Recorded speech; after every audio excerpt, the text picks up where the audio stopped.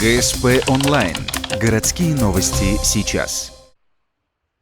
Двое ухтинцев понесут уголовную ответственность за похищение, избиение и грабеж. Случай произошел в середине февраля. Два друга решили наказать обидчика сестры одного из молодых людей. Приняв на грудь горячительного, они решили побеседовать с парнем 95-го года рождения. В ходе беседы одному из преступников пришла в голову мысль, а почему бы не похитить свою жертву?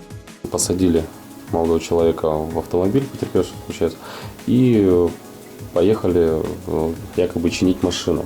А на самом деле они поехали к дому, где снимали квартиру, вытащили с машины уже силком, затащили в подъезд, соответственно, в подъезде одели пакет на голову и затащили квартиру, сразу поместили в ванну.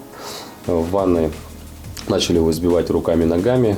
После отобрали у пострадавшего телефон, документы, банковскую карту. А еще требовали передачи имущества, конкретно квартиры. Правда, находился молодой человек у преступников недолго. После побоев ему стало плохо. Пришлось вызвать скорую, которая госпитализировала жертву в горбольницу. Как только потерпевшему стало лучше, он сбежал из медучреждения и обратился в полицию. Двух друзей-похитителей задержали. Оба оказались ранее судимы. Теперь им грозит до 12 лет лишения свободы. Один, к слову, освободился из мест не столь отдаленных примерно месяц назад. Помимо инцидента с неудавшимся похищением, ему вменяют еще и грабеж, совершенный уже после.